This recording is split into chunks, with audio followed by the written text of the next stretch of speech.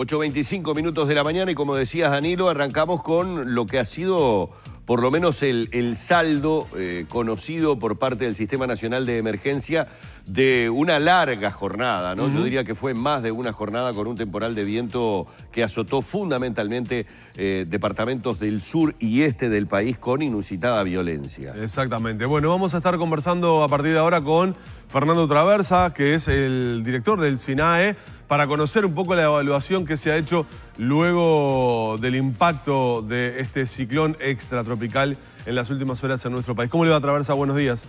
¿Cómo le va? Buenos días. Bueno, ¿cuál es la evaluación primaria? ¿Cuáles son las consecuencias que ha dejado el paso de este ciclón? Bien, primero que nada, efectivamente fue un ciclón extratropical y como bien decían, fue más de una jornada. Comenzó sobre las 7, 8 de la noche del día antes de ayer. Tuvimos más de 28 horas, 30 horas de viento persistente seguido. Eso generó particularmente afectación en caída de árboles y ramas, más de 300 árboles en la subregión sur, afectación en viviendas, techos, vidrios, muros de viviendas.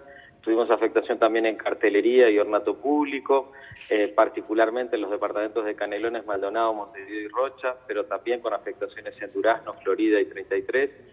Hubo afectación importante en los clientes de UTE por sus servicios de energía eléctrica. En el día de ayer hubo 37.800 clientes sin suministro, muchos de ellos ya repuestos a este momento.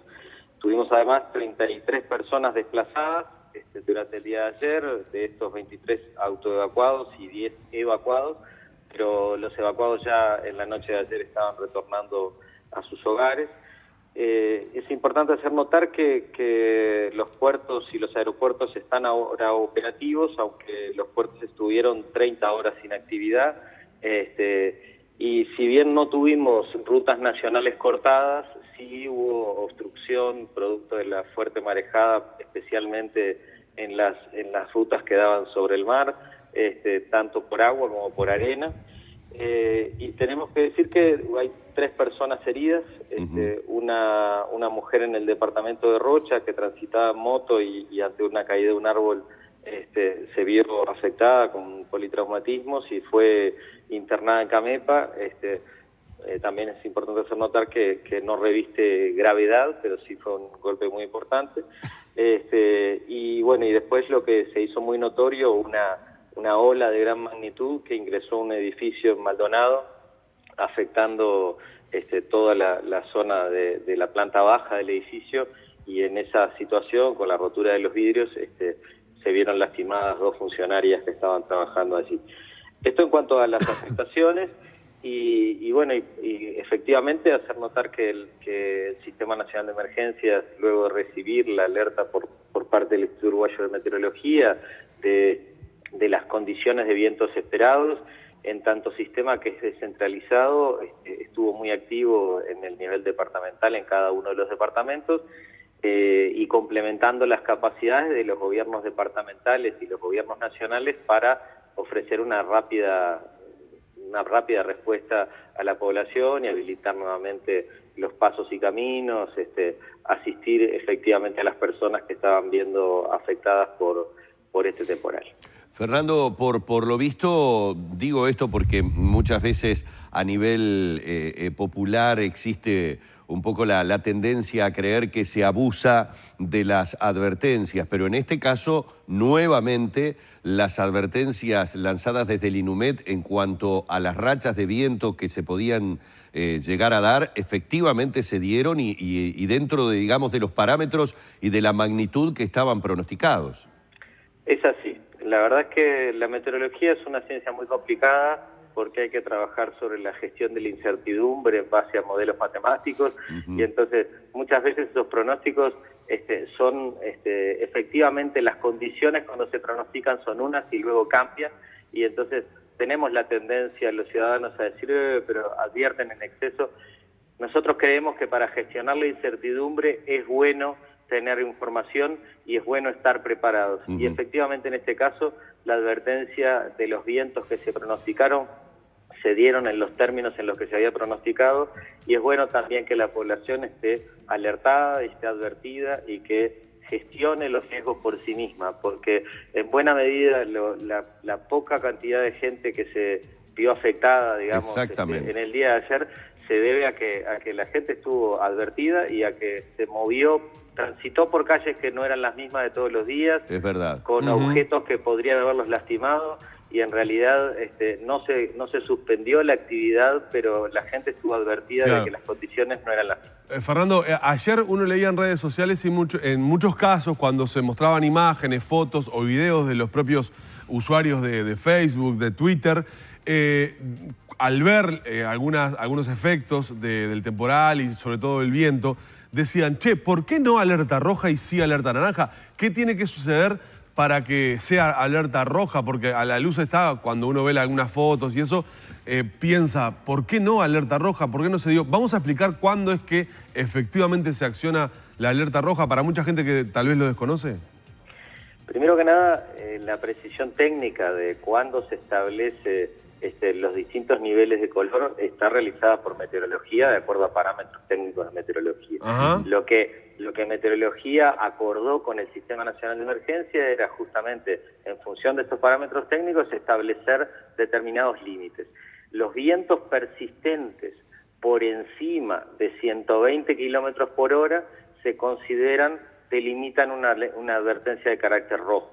Persistentes, o sea, no es que una ráfaga supere y puntualmente. Exacto. Igualmente, es de uso que si se espera que vaya a haber muchas rachas superiores a los 120 kilómetros por hora, se estima la posibilidad de valorar el rojo en función de otras condiciones. En este caso, ni los vientos persistentes ni las rachas superaron los 120 kilómetros por hora. Efectivamente, se dieron dentro del margen de la naranja.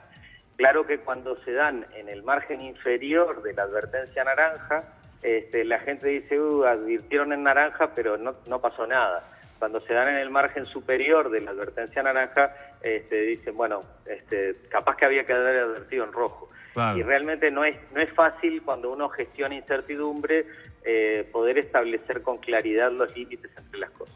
El advertir en rojo supone limitar un conjunto de actividades, cortar las actividades durante el día, y está demostrado que en el día de ayer, si bien los riesgos eran superiores, lo más importante era que todos estuviéramos advertidos y que nos estuviéramos cuidando.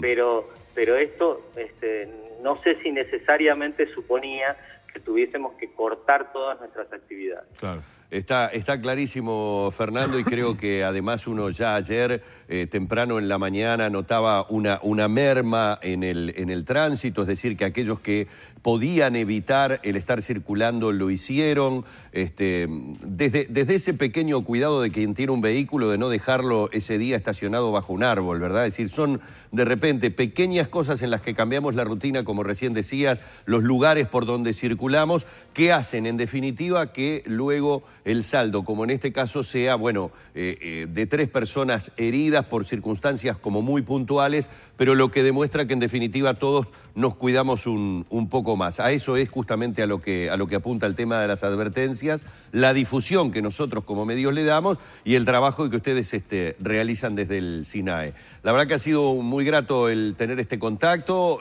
muchas gracias por estos minutos y que tengas una buena jornada, aunque bastante fría hoy, ¿eh? Sí, gracias a ustedes. La verdad es que preferimos el frío que los vientos, así que hoy disfrutaremos de una jornada para evaluar cómo se cierra la gestión de los datos. Muy bien, muchísimas gracias. Ahí teníamos el contacto con Fernando Traversa del SINAE. Vieron ustedes que puntualmente hubo algunas situaciones, si no se habían enterado, complejas, como yo lo había escuchado, el ingreso de esta ola en un edificio rompiendo vidrios y todo lo demás. Es decir, claro, son cuestiones como muy puntuales, igualmente que aquel que de repente en su barrio o en su calle o cerca de su domicilio vive la caída de un árbol. Son situaciones que a uno lo ponen bajo advertencia y lo ponen alerta de que está bien, no va a andar caminando uno mirando hacia arriba, pero en jornadas que son tan extensas además como esta, que fue mucho más de una jornada con vientos tan persistentes, bueno, este tipo de advertencias por lo menos sirven para que andemos con un poquito más de cuidado. Sí, además en cuanto al tema de la difusión, más vale que sobre y no que falte, ¿no? Sí, no, es decir, porque yo recuerdo que el martes concretamente, o el miércoles en la mañana, mejor dicho, algún televidente nos decía, che, ¿no se les está yendo un poco la mano con el tema de las advertencias? Nos escribían por Facebook. Y bueno, a la luz de los acontecimientos queda demostrado que no. No, y sin duda, fíjense ustedes de la cantidad de árboles que hablaban que se habían caído. En algunos casos